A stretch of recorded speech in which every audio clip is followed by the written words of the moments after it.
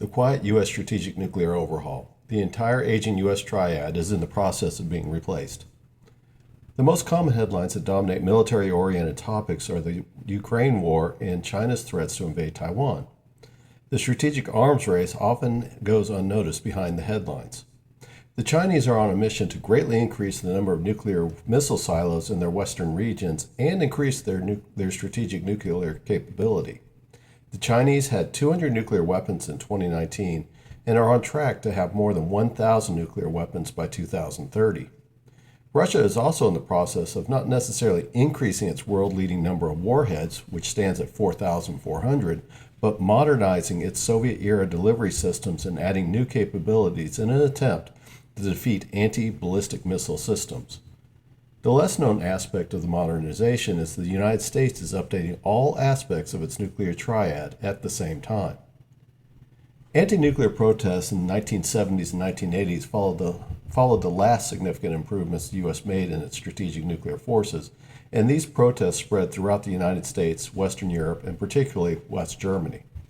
The Japanese anti-nuclear weapons stance, which has largely garnered popular support throughout Japan since 1945, is also worth noting. Popular protests, difficult for politicians on both sides of the Atlantic to ignore, dogged U.S. nuclear policy, both weapons and energy, and created some level of restraint on nuclear policy and rhetoric. It can also be assured that the nuclear protests of this era paved the way for some nuclear arms limitation and reduction treaties. Several anti-communist hawkish supporters of nuclear buildup legitimately question the organization of the anti-nuclear protests, given that the Soviet bloc also backed the Western protests. Nearly 50 years later, the nuclear modernization efforts of the U.S. rarely make the below-the-fold headlines in today's media, much less attract anti-nuclear protesters. One possible reason is that protesting a nuclear modernization program would be seen as a tacit nod of being soft on Russia, which is the villain du jour of the most NATO countries. Protesting a policy that could be believed as detrimental to Russia is often framed as wanting to be soft on Russia, which is verboten in much of today's intellectual and political elite. Despite what one thinks of Russia and the role the West played in leading up to the war in Ukraine, the U.S. strategic arsenal is old. Outside of the venerable B-52 Stratofortress, which has its development roots dating back to 1946 and had a first flight in 1952, most of the other U.S. strategic weapons development histories have histories dating back before the Carter administration, which was in 1977 through 1981, and this includes the B-2 Spirit stealth bomber. The United States currently has a stockpile of 3,750 nuclear warheads as part of its strategic doctrine that divides its strategic nuclear forces, into a three-legged stool called the nuclear triad. The idea is that each leg of the stool plays a specific role, giving the U.S. political and military leadership options to conduct intercontinental nuclear strikes. The first leg of the nuclear triad is the land-based part, which consists of intercontinental ballistic missiles, ICBMs, and is considered the most likely first strike or launch-on-warning response to an incoming nuclear attack. The U.S. ICBM force is considered to be the most powerful, longest range, and most accurate weapon in the nuclear triad. Today, the U.S. ICBM force consists only of 400 LGM-30G Minuteman III three-stage solid rocket-fueled ICBMs that are in silos located in Wyoming, Montana, and North Dakota. Deployed between 1970 and 1975, the Minuteman III boasts a range of 8,000 miles or 13,000 kilometers. In the late 1980s, the LGM-118 Peacekeeper replaced about 50 of the Minuteman IIIs, with the original plan was for the Peacekeeper to replace Minuteman III, but the START, Strategic Arms Reduction Treaty, agreement eliminated the Peacekeeper missile, leading to its eventual deactivation and destruction. This required extending the service life of the Minuteman III. The still developing LGM-35 Sentinel ICBM will finally replace the remaining Minuteman IIIs, which are approaching 60 years of deployed service. The Sentinel is expected to start replacing Minuteman IIIs as early as 2029 and is expected to be in service until 2075. Similar to the Minuteman III, the Sentinel will operate as a three-stage solid rocket intercontinental ballistic missile, with a single warhead, the W-87. As expected, the United States will acquire 634 missiles for deployment and 25 for development and testing support, thereby increasing the U.S. ICBM force by nearly 60%. In terms of payload capacity and throw weight, the Sentinel outperforms the Minuteman III. Although its projected range remains undisclosed, experts anticipate it surpassing 6,000 miles or 9,700 kilometers. The increased throw rate also means that Sentinel will have the capability of carry heavier or more warheads than the Minuteman III if the U.S. chooses to do so. The strategic bombers form the second part of the strategic triad. The strategic bombers, unlike missiles from the other two parts of the triad, allow military and political leaders to recall an initiated nuclear attack before the release of nuclear weapons. The strategic bomber force comprises of 46 nuclear-capable B-52H Stratofortress bombers, 19 B-2A Spirit stealth bombers. Originally there was 20, but one was had sustained irreparable damage. The U.S. also has 104 B-2B Lancer strategic bombers, but they had their nuclear capabilities disabled in 1992 as part of the nuclear arms reduction agreements between the Soviet Union and later the Russian Federation. By the time they retire, the U.S. expects the B-52H to be continued flying into the 2040s, ensuring 90 years of active service in the U.S. arsenal. The capabilities of the B-52H and the B-2A are quite different, though. Both have the ability to fly extended ranges across continents.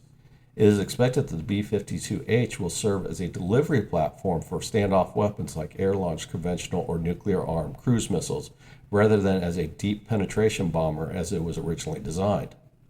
On the other hand, we expect the B-2A to employ a blend of its stealth design and advanced sensor capabilities, enabling it to evade radar detection and penetrate deep into potential enemy territory, thereby delivering precision strikes, including nuclear weapons. Its radar-avoiding qualities also mean the B-2 Spirit is a viable first strike weapon. The B-21 Raider, a replacement bomber that will eventually replace the B-52H, the B-1B, and the B-2A, is already in advanced development by the Defense Department. Like the B-2A, the B-21 is a stealth bomber and has a flying wing design. Currently, there's one B-21 one B-21 that has been built and is in advanced testing stages. The expectation is that there will be 100 bombers built at a rate of 10 new bombers delivered every year, starting in 2030. The B-21, despite having the same appearance as the B-2, is a smaller aircraft, but will have longer range, a lower bomb load, and more advanced stealth capability. Though the stealth capabilities are not available, for obvious reasons, the B-21 will have the benefit of decades of U.S. stealth experience to improve upon the B-2 Spirit. The 100 B-21 Raiders will replace 169 current U.S. strategic bombers, significantly reducing the U.S.'s heavy bomber capability. However, since the B-1Bs are not nuclear capable, the number of nuclear capable strategic bombers will increase by 35 planes, or 54%. The fact that the production line is expected to run for 10 years will result in later productions of the B-21, which will have an advantage of technology improvements versus the early versions, and it will give the Air Force the option to purchase replacement bombers if any are lost prior to the end of the expected 10-year production run. The U.S. Navy's SSBNs, or the ballistic missile nuclear submarines, is the last part of the strategic triad.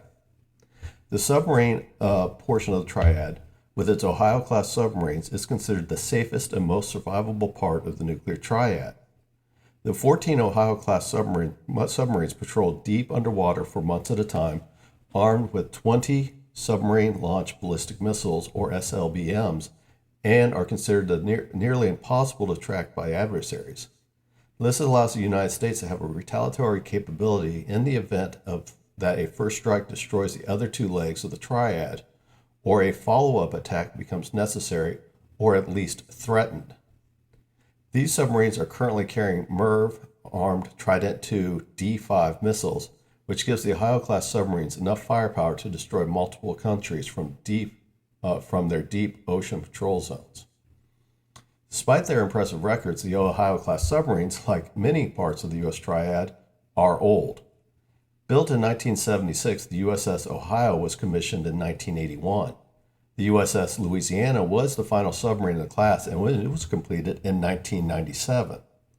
The Columbia class will replace the Ohio class, with the construction of the USS District of Columbia already underway and expected completion in 2030. The Columbia class will use the same SLBMs as the Ohio class, but instead of carrying 20, the original Ohio class actually had 24, the Columbia class will carry 16 and will only have 12 boats built to replace the 14 Ohio-class SSBNs. This means that the SLBM capability will drop by 88 SLBMs, or 31%.